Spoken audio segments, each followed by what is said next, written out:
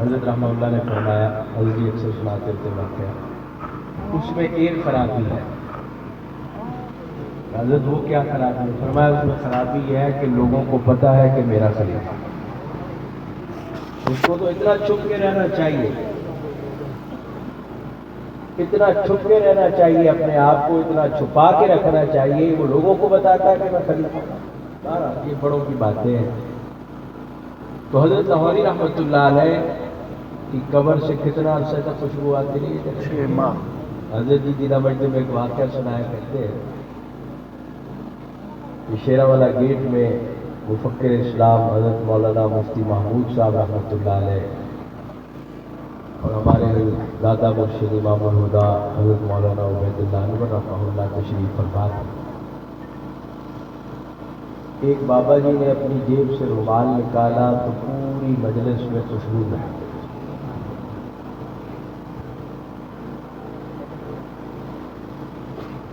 حضرت مفتی صاحب نے پوچھا کہ بابا جی یہ خوشبو کہاں سے لی؟ میں نے ایسی کبھی خوشبو نہیں سنی۔ تو دیکھا تو ہمارے امام الہدیٰ رحمۃ اللہ علیہ زاروں کے کار تھوڑی دیر بعد بابا جی نے کہا حضرت یہ کوئی خوشبو نہیں ہے، جب ہمارے حضرت لاہوری رحمہ اللہ کا وصال ہوا میں نے یہ رومال ان کی قبر پہ ایک دفعہ پھیرا تھا، آج 12 سال ہو گئے اس کی خوشبو ختم نہیں ہوئی۔ سبحان اللہ۔ تو تکلفات سے پاک زندگی گزارنی چاہیے۔ صحابہ اکرام رضوان اللہ علیہ اجمعین کے بارے میں آتا ہے، خود رسول اللہ صلی اللہ علیہ وسلم کے بارے میں آتا ہے، نہ کوئی خاص ٹوپی، نہ کوئی خاص لباس، نہ کوئی خاص جوتی، نہ کوئی خاص تکلف۔ حضور کی ذات کیسی تھی؟ وہ ذات جس کے لیے کائناتیں بنی ہیں۔ حدیث میں آتا ہے کہ بازار میں آپ جا رہے ہوتے، کوئی بچہ بازو پکڑ کے کہتا یا رسول اللہ میری بات سنیں، حضور اس کے کہنے پہ بازار میں بیٹھ کے وہیں بات کی سکتے۔ آج کسی مولوی صاحب کو روک سکتا ہے راستے میں؟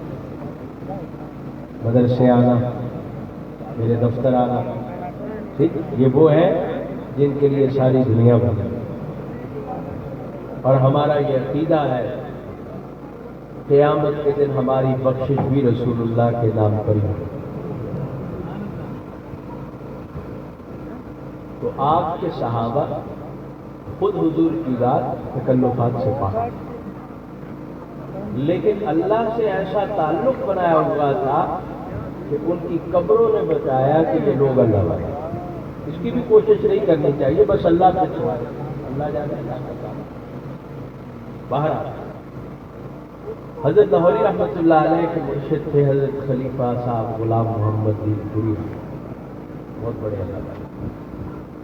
حضرت دین پوری کے بارے میں پڑھا، حضرت جس بستی میں رہتے تھے حضرت کی صحبت کی تاثیر ایسی تھی کہ جب رمضان آتا تھا تو پوری بستی کے انسان تو انسان، جانور بھی یا شہری میں کھاتے تھے یا افطاری۔ حضرت دین پوری رحمۃ اللہ علیہ ایک بات فرمایا کرتے تھے کہ آپ صلی اللہ علیہ وسلم کی زیارت تو خواب میں عورتوں کو بھی ہو جاتی ہے، مرد وہ ہے جو جاگتی آنکھوں سے سرکار کی زیارت ہے۔ سبحان اللہ۔ تو حضرت دین پوری رحمۃ اللہ علیہ کا ایک فرمان ہے، کسی موقع پہ حضرت نے فرمایا کہ اللہ والوں سے بیعت ہونے کا، تعلق رکھنے کا کوئی فائدہ اور ہو یا نہ ہو، لیکن اس کے صدقے خاتمہ ایمان پر ہو۔ ہمیں سب سے زیادہ ضرورت یہ ہے کہ ہم کلمے پر، ایمان پر دنیا سے آئیں، اور دنیا کی جو زندگی ہے وہ اللہ کے تعلق کے ساتھ گزاریں۔ بعض اوقات حضرت جی ہمارے فرمایا کرتے ہیں کہ لوگ سمجھتے ہیں کہ مجھے نیک بننے میں بڑا ٹائم لگے گا، میں نے کیا کرنا ہے۔ جیسے مرزا غالب کا شعر ہے نا کہ عمر تو گزری ذکر بتا، مومن کا شعر ہے، مومن خان مومن، عمر تو گزری ذکر بتا میں مومن، آخری عمر میں کیا خاک مسلمان ہو، مایوس کیا۔ ایسے مرزا غالب نے مایوس کیا ایک شعر میں کہ کعبہ کس منہ سے جاؤ گے غالب، شرم تم کو مگر نہیں آئی، یہ بھی مایوسی کی بات، حدیث کے خلاف ہے دونوں باتیں۔ حدیث میں آتا ہے حضرت عباس رضی اللہ عنہ سے روایت ہے، حضرت عباس فرماتے ہیں کہ میں نے خود رسول اللہ صلی اللہ علیہ وسلم سے سنا، ایک آدمی بڑھاپے کی اس سطح پہ پہنچ گیا کہ اپنے بستر سے نہیں اٹھ سکتا تھا، سر پہ ہی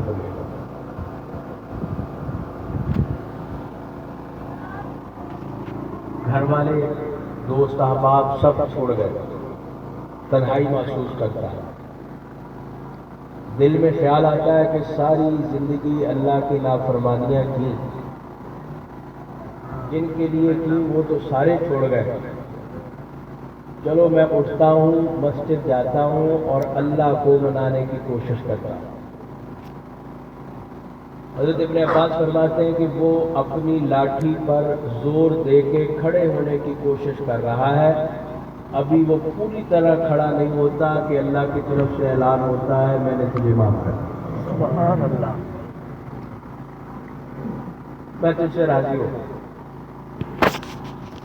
مولانا روم رحمۃ اللہ علیہ نے لکھا ہے درگاہ ماں درگاہ نا امیدی نیست، اللہ کے دربار سے آوازیں آتی ہے کہ یہ ہمارا ہی تو ایک دروازہ ہے جس پر کبھی بھی کوئی بھی نا امید نہیں ہو سکتا، گر 100 بار توبہ شکستی بازا، 100 بار بھی مجھ سے توبہ کر کے توڑ چکا ہے، پھر بھی آجا میں سینے سے لگانے کو تیار۔ یہ صرف اللہ کی ذات ہے، یہ صرف اللہ کی ذات کا معاملہ ہے اپنے بندوں کو۔ ایک دن رسول اللہ صلی اللہ علیہ وسلم تشریف فرما ہے، صحابہ کہتے ہیں حضور کی آنکھوں سے موتیوں کی طرح آنسو کے ساتھ،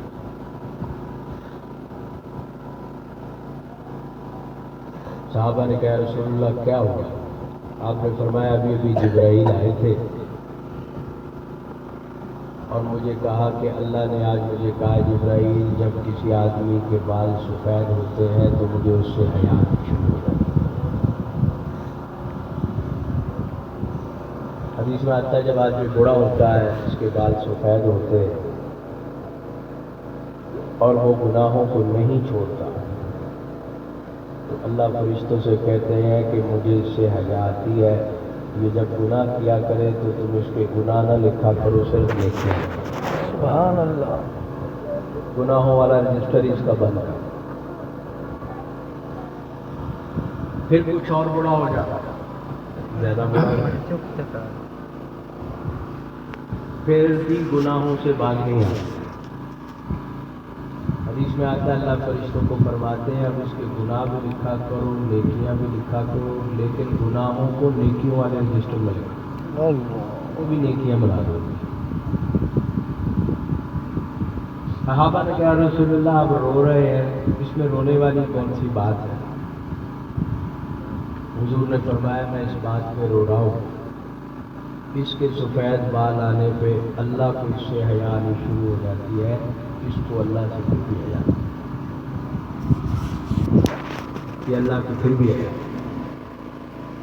اللہ پاک تو اپنے بندوں کے ساتھ جس قدر مہربان ذات ہے، دنیا میں کائنات میں اس کی مثال ہی نہیں دی جا سکتی۔ حدیث میں واقعہ آتا ہے حضرت موسیٰ علیہ السلام کا، پوری قوم جمع ہوئی کہ حضرت قحط پڑ گیا، بارشیں نہیں ہو رہی، جانور مر رہے ہیں، فصلیں نہیں ہو رہی، لوگ مر رہے ہیں۔ حضرت نے پوری قوم کو جمع کیا، اللہ سے دعا کی، اللہ پاک نے فرمایا کہ موسیٰ تمہاری اس قوم میں ایک ایسا گنہگار ہے اس کے گناہوں کی وجہ سے بارش نہیں، اس کو نکال دو۔ حضرت موسیٰ علیہ السلام نے اعلان فرمایا کہ جو گنہگار ہے وہ مجلس سے اس سے نکل جائے جس کے گناہوں کی وجہ سے بارش نہیں۔ آپ اندازہ لگائیں کہ وہ شخص کس قدر گناہگار ہوگا جس کے گناہوں کی وجہ سے اللہ کے ایک جلیل القدر نبی کی دعا میں قبول ہوئی۔ اس کے گناہ کتنے زیادہ اللہ کی طرف سے ناراض ہے۔ ٹھیک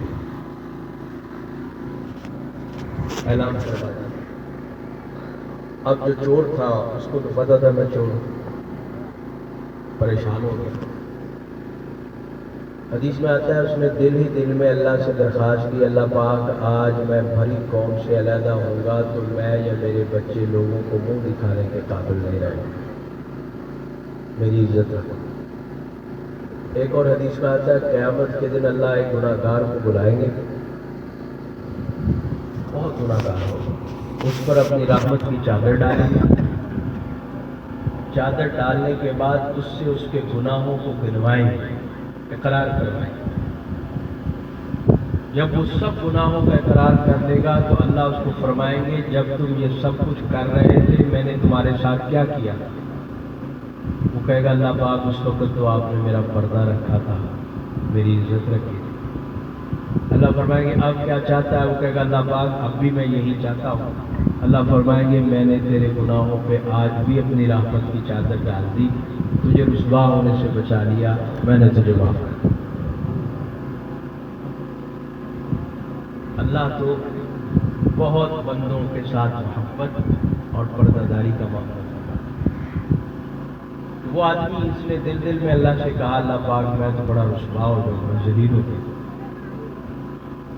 مجھے معاف کر دے۔ حضور فرماتے ہیں ابھی اس کی دل دل میں اللہ سے گفتگو چل رہی تھی کہ بارش برسنا شروع ہو۔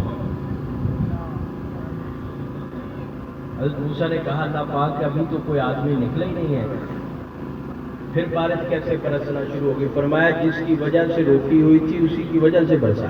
سبحان اللہ۔ حضرت موسیٰ نے درخواست کی کہ اللہ پاک مجھے اس آدمی کا نام بتائیں جو ایک لمحے پہلے آپ کا دشمن تھا، ایک لمحے میں آپ کا دوست بن گیا۔ اللہ نے فرمایا موسیٰ جب وہ ہمارا دشمن تھا ہم نے تب اس کو رسوا نہیں کیا، اب تو وہ ہمارا دوست بن گیا۔ تو بھائی کمی ہماری طرف سے ہے، اللہ کی طرف سے رحمتیں برسانے میں کوئی کمی نہیں۔ ضرورت ہماری طرف سے ہے کہ ہم اللہ سے معافی مانگیں، اللہ کی طرف سے نا امید ہونے کی، کرنے کی یا معاف نہ کرنے کی کوئی وجہ نہیں۔ اللہ تو وہ ذات ہے جو چھوٹی چھوٹی باتوں پہ انسانوں کو بخشش فرما دیتا ہے۔ رستے سے پتھر ہٹایا معاف کر، طوائفہ نے کتا کو پانی پلا دیا، اللہ نے سارے گناہ پہ پردے ڈال کے جنت کا اعلان کیا۔ اور آپ کتنے گناہ کر ہیں؟ تو یہ شیطان کا ایک وسوسہ ہے، شیطان کی شرارت ہے، وہ بندوں کو روکتا ہے کہ تم بڑے گناہ گار ہو، چھوڑو معافی نہیں ملنی تمہیں۔ قرآن میں اللہ تو خود اعلان کر رہا ہے قل یا عبادی الذین اسرفوا علی انفسہم، اے میرے بندو، اے میرے بندو، اللہ نے میرے بندو کہہ کے پکارا، اے میرے بندو جو تم اپنی جانوں پہ ظلم کر چکے ہو، گناہ کر چکے ہو، جتنا بھی کر چکے ہو، لا تقنطوا من رحمت اللہ، میری رحمت سے نا امید نہ ہو۔ حضرت خواجہ معین الدین چشتی اجمیری رحمت اللہ علیہ، حضرت سلسلہ چشتیہ کے بانی ہیں، اس امت کے بہت بڑے ولیوں کے سردار ہیں۔ اللہ پاک ان کی قبر پر کروڑ رحمتیں نازل فرمائے۔ آمین۔ حضرت حج پر تشریف لے گئے، جب حج سے فارغ ہو کے جانے لگے تو دیکھا کہ ایک آدمی اونچی اونچی آواز سے رو رو کر کہہ رہا ہے لبیک اللہم لبیک، اللہ میں حاضر ہوں۔ اور اتنی زور سے آگے سے اللہ کی طرف سے آواز آ رہی ہے لا لبیک لا لبیک، تیرا آنا ہمیں قبول ہی نہیں۔ یہ رو رہا ہے، تڑپ رہا ہے۔ حضرت خواجہ صاحب اس کا بازو پکڑ کے ایک طرف لے گئے اور کہا جب قبول ہی نہیں ہے تو پھر کیوں اتنا رو رہا ہے، کیوں اتنی آوازیں لگا رہا ہے؟ وہ بابا جی سے کہنے لگا بابا جی مجھے ایک بات بتائے، یہ چاہے ہزاروں دفعہ کہیں لا لبیک، آپ اللہ والے آپ مجھے یہ بتائے اس دروازے کے علاوہ ہے کوئی جہاں جا کے میں یہ آواز لگا سکتا؟